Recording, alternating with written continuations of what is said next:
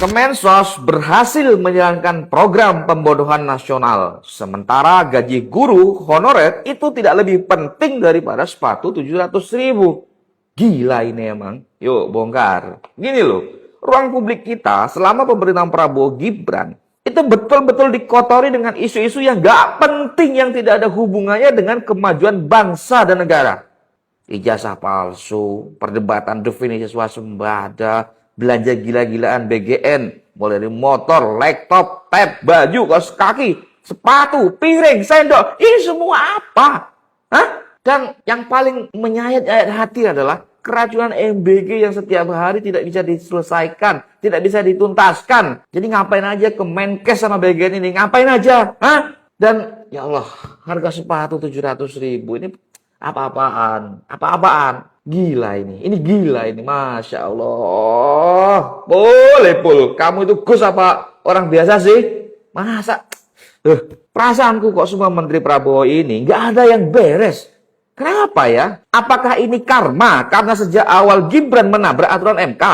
Atau karena pelaksanaan Pilpres sejak awal sudah menggunakan kekuasaan negara untuk menangkan Prabowo Gibran?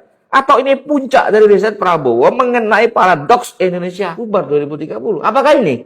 Ini seperti pepatah kuno, aja cidra mundak cilaka. Segala sesuatu yang diawali dengan ketidakbaikan akan menghasilkan segala sesuatu yang kurang baik dan biasanya akan berakhir dengan sangat-sangat buruk. Menurut kalian gimana? Wahai netizen, gila memang. Aduh bahaya memang Gus Ipul ini. Ayo dah.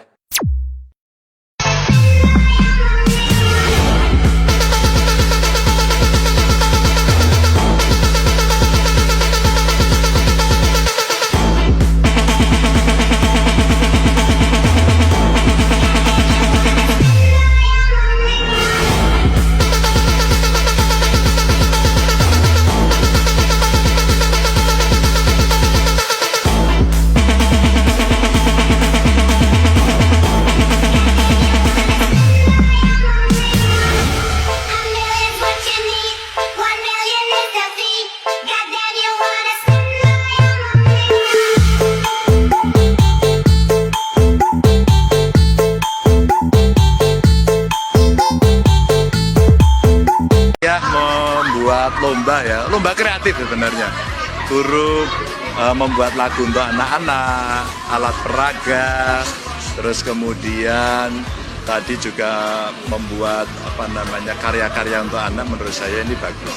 Ternyata guru ketika diberikan kesempatan untuk mengemukakan gagasan, ide kreatifnya muncul semuanya, dan ternyata itu sangat bagus sekali. Dan tadi mereka yang ngajar di TK punya kemampuan kapasitas yang cukup bagus. Saya berpesan saja, anak-anak TK PAUD ini kan pertama mereka mengenal segala sesuatu, maka pondasinya mesti kuat. Dengan kreatif, dengan sangat inovatif, dengan sekolah yang sangat menyenangkan buat anak-anak, maka anak-anak punya pondasi yang kuat. Setidaknya budi pekertinya dia baik.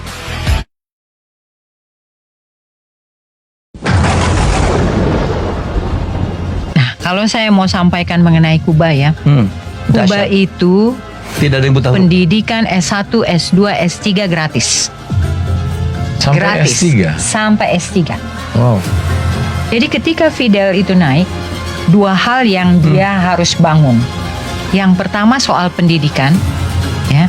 Jadi literasinya 0% illiterate. Illiterate itu Ya. 0%. Karena S1, S2, S3 itu pendidikan gratis.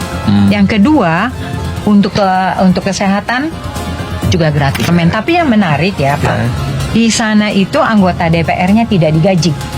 Terus? Karena mereka semua profesional. Karena satu partai, ya kan. Jadi anggota parlemennya itu kalau zaman kita Soeharto kan ada utusan golongan. Di sini. Ya kan? Nah, di sana kebanyakan utusan golongan. Golongan semua. Golongan semua. Jadi ada guru, ada petani, ada dokter. Jadi mereka sudah profesional dan digaji dari profesinya itu. Komunis, tapi beragama itu diperbolehkan, Bu ya? Boleh. Dalam undang-undang dasar mereka 2019 kalau saya nggak salah ya, itu disebutkan bahwa setiap warga negara diberikan kebebasan untuk menganut agama Ya. dan juga kehidupan yang mendapat pekerjaan dan sebagainya. Iya. Dijamin. Anggota parlemen perempuannya 52%. Oh. Kita untuk dapat Jadi 30 kuota aja 30 susah ya? aja susah. Iya.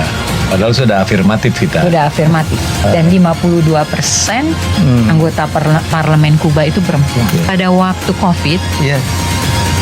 mereka bisa memproduksi vaksin COVID. Dan Iya, mereka benar. berikan ke negara-negara lain. Negara lainnya benar. Vaksin COVID. Jadi mereka memproduksi vaksin sendiri Oke. untuk rakyatnya. Waktu itu mereka ditawari dari Cina, Sinovac apa segala Sinovac. macam, dari Pfizer segala ya. Tapi mereka tolak karena mereka mau menggunakan vaksin buatan mereka sendiri. sendiri.